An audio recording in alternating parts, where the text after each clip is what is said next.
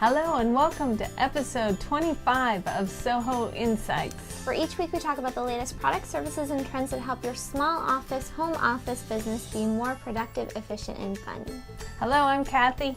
And I'm Jen, and this week's SOHO Insights is episode 25 on Oprah. Oprah. And so yesterday was her finale, her big farewell to 25 years. And we actually went down to, and we have a picture of Mom, at our local coffee wine bar where it was a farewell to Oprah party, and it was pretty fun. It was fun, yes. You got to hang out with local businesses and different things like that. The business leader, the people that own the business, told a little story of why they watch Oprah too, and it was kind of an insight of interesting kind of feedback from their aha moments. So, is that a term coined by Oprah? Probably. Kind of aha moment. So anyway, the biggest thing why we're doing Oprah is that we're starting a new series, and it's something we've kind of done. We did it on Groupon and Allie Brown, and but we're going to make it an official. Yeah. So the last SOHO Insights of every month, we're going to do it on an icon that is relevant to a small office, home office business, and Oprah, that we enjoy. Yeah, Oprah is really relevant. I feel like, especially relevant for a small office, home office business, in that most of us welcome Oprah into our home offices at 4 o'clock on her television show. She's motivated a lot of people, and Ovaleye, our theme this month is Move It. So what a better way to kick off the month, or end it, I guess, wrap it up. One of my favorite episodes, too, of Oprah is the one she did not too long ago on Ralph Lauren and his family. That was a very good one for an entrepreneur. Well, on that note, she was able to propel over 200 companies and over 60 authors. So she started a lot of businesses or kicked them off into international fame. MSNBC had this whole thing on the Oprah effect of how she built up these a lot empires. of our clients were trying to get on Oprah, and it was funny. It was kind of a running joke of like, you've only got a few more episodes left to get on. Are you going to get on? So anyway, we've got 5 points of how to emulate Oprah, or how to learn from her last 25 seasons, which, by the way, it's our 25th episode. 25th? Woohoo! I love that. 25 of these suckers. Yeah. So our number one thing, we're just going to get started right off the bat, is to know who you are and what it is that you're passionate about. And this is a big thing that she talked about in her finale, her last episode. And we were doing a little bit of research today in the office about Oprah. Yeah. And Barbara Walters was actually interviewed last night for Nightline, and she had interviewed Oprah in 1988. This is Barbara Walters interviewing Oprah, and Oprah very confidently was sitting on the couch with her and said, exactly, somewhere I've always known that I was born for greatness in my life. She How said many it people so can say confidently that too, like very slowly, like this was just going to happen. In her inevitable. 80s look and pink makeup. And we'll have to have a link for that over at ovaleye.tv. You'll have to check it out. But that she knew who she was. She knew that she was destined for greatness, and she was very passionate, like she was saying on her last episode, about what she was doing and what her purpose in life was. And we deal with so many clients that build their business on their passion too. So yeah. Well, and you were saying, I don't know how many clients I've spoken with in the last year that I have helped them be able to put their passion out to the world with our web hosting. And that's kind of cool, because I've never really thought about it that way, and that we're not necessarily passionate about servers and the tech side of it. What we are passionate about, and I hope that shows through in shows like this and our blogging, is passionate about helping our clients do something similar to what we're able to do with the technology that we have. Our platforms. We're capable of providing to you. So all our tools. Yeah. Yes. So number one, again, is to just know who you are and what you're passionate about. And that's really hard. And I guess before we move on, I should mention that I just finished up Bethany Frankel's book, A Place of Yes, which I know a lot of you love Bethany. A lot of men and women love Bethany, both for her Real Housewives appearance, but also she just sold her liquor company, which is a very male-dominated industry, and she was able to sell it for something like, I don't know if we ever heard. I forget what the exact price is, but it's a very large amount of money. Skinny girl. Skinny girl, Skinny Girl Margarita. And so anyway, I read that book, and it was really good. But a lot of it talked about kind of what we're talking about here and what we've seen in Oprah and what she talked about in her finale. And it was, she has 10 rules of how to come from a place of yes, to move yourself forward and to get everything that you want out of life. It's all about that passion, too. Yeah, and it was about, her first one is to break the chain. Second is to find your truth. The third is to act on it. Fourth is everything's your business. I mean, it just goes on and on. That kind of, it parallels what you see in Oprah. So I think that's a really cool point to just remember, is that once you know who you are and you're passionate about it, you can do whatever you want to really with it. But going along with that, I just remembered what I was going to say with Bethany, was that she said, why don't more people know what they want? Because it's a hard thing to say, and it's especially hard to declare out into the world that this is what I want. And Bethany said it's because you're afraid that if you don't get it, what people will say to you. Well, that is a good point, but I don't know if I ever said I want to work with servers and I want to host. You want but to I've always wanted nurture to and help. cheerlead. Yes, and cheerlead. Yes. Yeah, so I think that's a good point. So wait, real fast. We've always said what I wanted to do: the cheerlead, the nurturing. What was your passion? What was my passion? I don't remember what we were saying, because we did a whole exercise. I remember all of us about what we were passionate about, and it was pretty cool because all of our passions. I'm talking about my mom and my dad, who are my partners in the business. We all kind of aligned to make the company what it is today, and it was pretty cool. But anyway, moving on. Number 2 is don't limit yourself. And this is very apparent with Oprah. I mean, she first started off with her little TV show. She grew it within the year. She was the #1 talk show, surpassing Donahue and everyone that was out there. It started out as called AM Chicago. How limited is that name too? It's crazy how she was able to break it out into Oprah Winfrey. Within a month they found that out? Just with 1 month later, it became the #1 talk show, surpassed Donahue, and then. But you do know pretty quickly if things are working.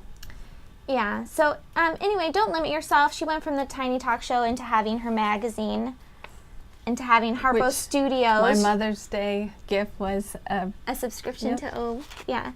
So she also owns Harpo Studios, which she's only the 3rd woman. Say who the other 2 are, because one of them's an icon of mine. I love. And Mary Pickford and Lucille Ball. Lucille Ball. She owns her own studio too, or owned it, her own studio. I thought that was very good. She grew her show into an estimated 40 million viewers a week in the United States, and a total of 145 countries watch her throughout the world. So that's really awesome. And you can do so much nowadays too with the internet and your blogs or your websites. So this is wonderful to see that somebody can make such a difference. Yeah, so the next point that I was going to say with the second thing was don't limit yourself, was that Oprah or Gail interviewed Oprah recently, and you can look at this at O Magazine on their website, and they talked about how the Oprah show first began, and she was saying, I used to do lunch runs. I'd say, is it Taco Bell or is it Wendy's today? And she'd go out and get her 12 makes our people lunch through at our office? So everyone starts small at some place. I mean, Oprah didn't just all of a sudden,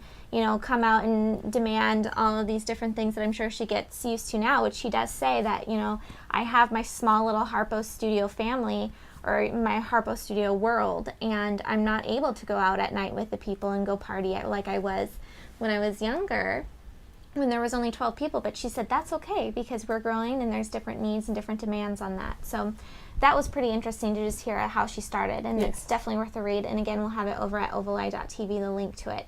So the third point is to just be grateful. And I think that's something that's very evident in everything Oprah does. She always says that how grateful she is. Just look at the last episode. I mean, it's basically as a thank you letter to her fans.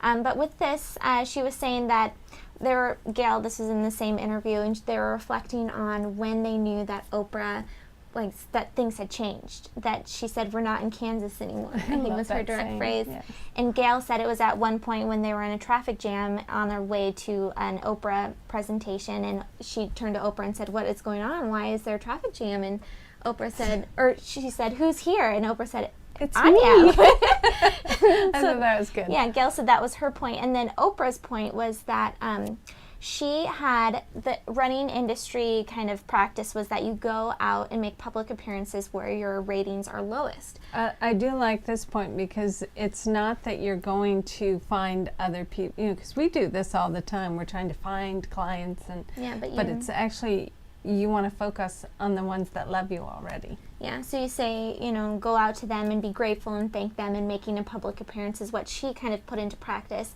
And so she was standing in a stadium full of people of all races, all faiths, all ages, all genders, and she said that that's when she was kind of realized, okay, I've made it. Yes. Yeah. So, right. And the fourth one. The fourth point is to own it.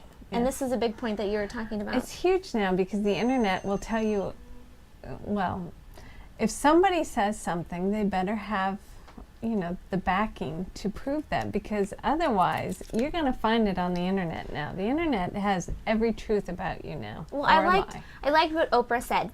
Gail asked, do you regret telling people all those things? Because she shared some pretty big things on there. Yes, she did. Her whole but past. She said, no, I don't regret having told anything. Can you imagine trying to hold a secret in today's world? I mean, you'd live in the shadow of that all the time. Who's going to discover it, and who's going to sell you out? So I don't regret having talked about my life. All you have to do is look at TMZ for her, but for us, all you have to do is look up another business. If you want to know about somebody, you're going to find it. All you have to do is Google it, basically. So I really like that she said that that's so much more pressure if you keep it in as a secret than it is to just tell people and just own it and be authentic. And that was one of the points that Bethany made that I thought was really cool in her book.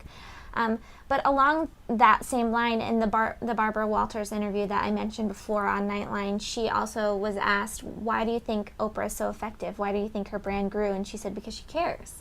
And so she's been able to take those painful moments in her life that she shared and transformed it into an empowering experience for people. What a role model. Yeah. Yes. So I really like that point. And the last point that we're talking about is move on it. And it's funny because it's our main theme. But also, it's definitely true for Oprah because she moves on it. She encourages people to move on it themselves. And that last show was she had some very powerful, loaded sentences in there. Too many. Way too many. Way too many. I know. It was like, well, shouldn't you have one more show to explain, or maybe a show per each Actually, of your Gail quotes? King had a show today at 4. Oprah kept tweeting everybody that Gail's going to have some more information. And she did, actually. I watched a couple minutes of it. But these sentences are gold, actually, for business owners. So we're going to put up a couple. The first quote that I kind of pulled out was, "Don't wait for someone else to complete you. Jerry Maguire was just a movie," which I thought was nice because she said, "Nobody but you is responsible for your life. You are responsible for your life. What is your life? What is all life?" And she went into a little bit of frou-frou kind of things, which I think is still good. But so we'll include the quote over at Ovaleye.tv, and you're more than welcome to head over there and check it out. I like this. I like the mine is the stage. Yeah, and then she finished it off, and this wasn't necessarily in order, but finishing off our point was, everyone has a platform. Oprah Winfrey says that mine is a stage in a studio, yours is wherever you are with your own reach. So a lot of our clients have blogs, and I think that's a great platform. Well, she said we all have our own talk shows just within our immediate people to put your influence out. But the nice thing is that with things like what we offer, the blogging, web hosting, your talk show can grow from the 10 people around you, or even include the 10 people around you on more of a daily experience or something that they might learn about you that they necessarily wouldn't. Yes, but Twitter is a big platform for many people too. So yeah. Well, so anyway, going back to the blogging platform, though, we have an exciting announcement that's kind of nice that it coincides with the Oprah thing and the television show, is that we've created a blogging package on Ovaleye.com. So you can go to Ovaleye.com and check it out. And the nice thing is that it's priced very competitively, reasonably. We're able to do that because we limited it compared to our premier package. It's one domain, it's a blog, it's something that you can get started with your own talk show.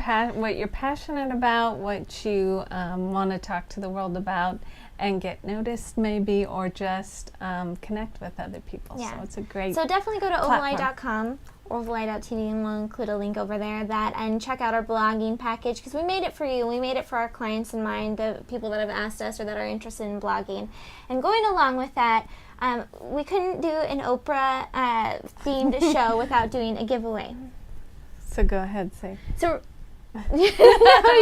Mom was supposed to say, you get a shirt, you get a shirt, you get a shirt, but she didn't. No, go ahead. We watched the YouTube video where she gave away cars. It was so funny, yes, and everyone was crying. So and you get a car. shirt. Yes, but everybody that how did they get a shirt? I think we'll do the first 15 people that just that comment on this video. So if you're over at Ovaleye.tv and you leave us a comment, you also have to like our page. So that's the one thing we just limit off if you like Ovaleye. So go to facebook.com/Ovaleye. I guess if you already like us, then you're set to go, and just leave a comment. And the first 15 people, is that what I said? Yes. First 15 people will send you a shirt in the mail. Which it says, small businesses do it better. And then through the cloud, Ovaleye. Yeah.